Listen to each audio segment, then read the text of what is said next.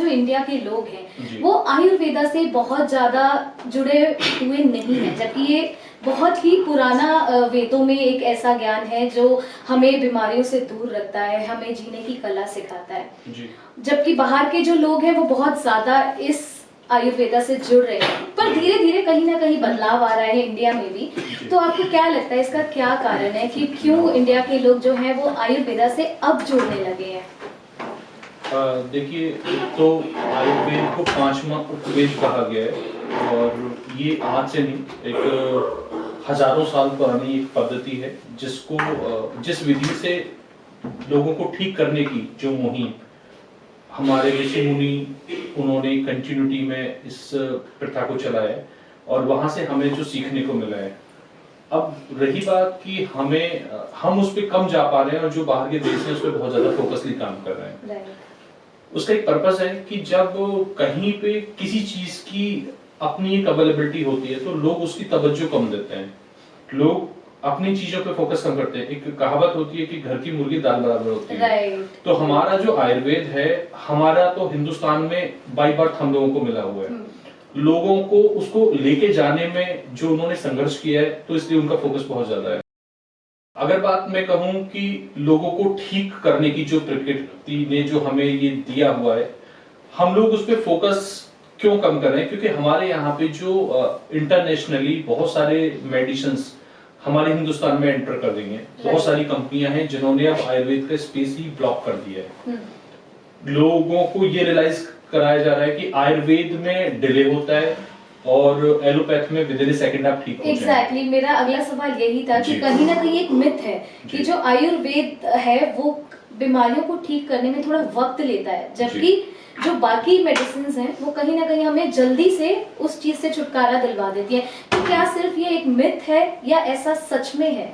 ये एक आडंबर क्रिएट किया जा रहा है जिससे लोगों को, हिंदुस्तान के लोगों को आयुर्वेद से दूर करने का एक नजरिया बनाने की कोशिश करी जा रही है। और उसका पर्पस क्या है मैं वो भी आपको बता देता हूँ।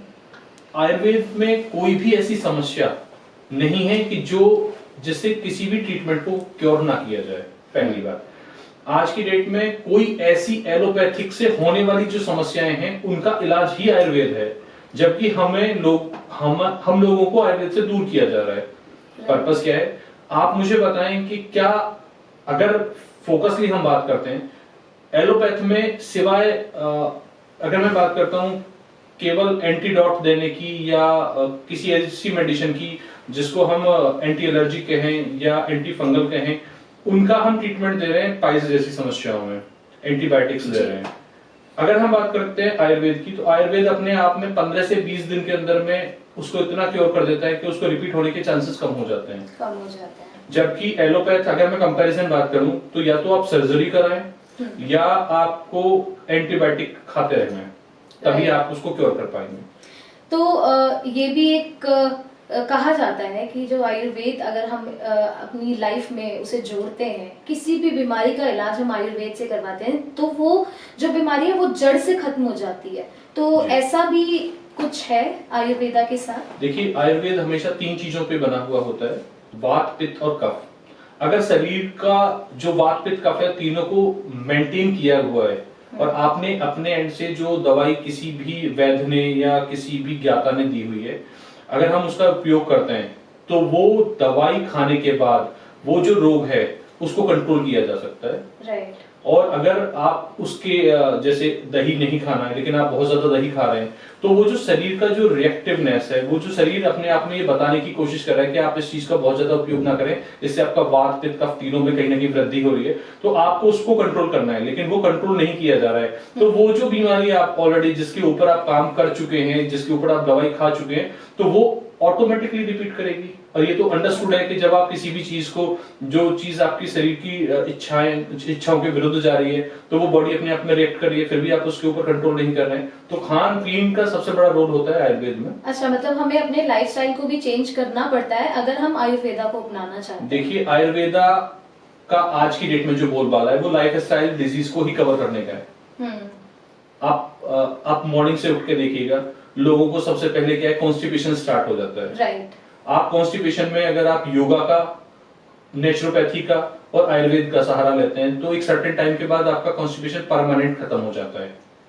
क्योंकि एलोपैथ में क्या है, आपने दवाई खाई, वो आपको फॉर द टाइमिंग आपको रिलीफ दे देगा, लेकिन उसके बाद फिर आप दोबारा से उसी चीज से ग्रसित हो जाएंगे। राइट। लेकिन आयुर्वेद ये कहता है कि अगर आपने योगा करना शुरू किया, अगर आपने नेचुरोपैथी से चीजें अभी क्या है कि कॉन्स्टिपेशन के लिए लोग करते क्या है, उनको गर्म पानी का सहारा दे दिया और ज्यादा से ज्यादा उनको कुछ ऐसी दवाई दे दी कि आप ये कैप्सूल खा लें या ये आप दवाई पी पर लें। जैसे जो गर्म पानी आप बता रहे हैं, कहीं ना कहीं ये भी एक बहुत पुराना और घरेलू नुस्खा जो हमारे बड़े बुजुर्ग भी हमें बताते उसको थे।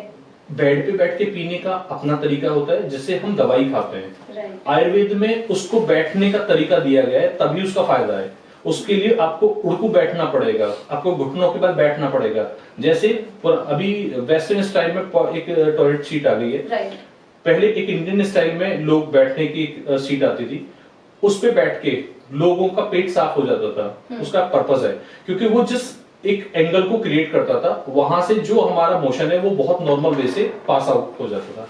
लेकिन अभी क्या है, सब बहुत सस्टेनेबिलिटी के साथ उस वेस्टर्न स्टाइल में कंफर्टेबल जोन में आ गए, कंफर्टेबल जोन में आ गए। और कॉन्स्टिपेशन का सबसे बड़ा रोल है हमारा खान पीन।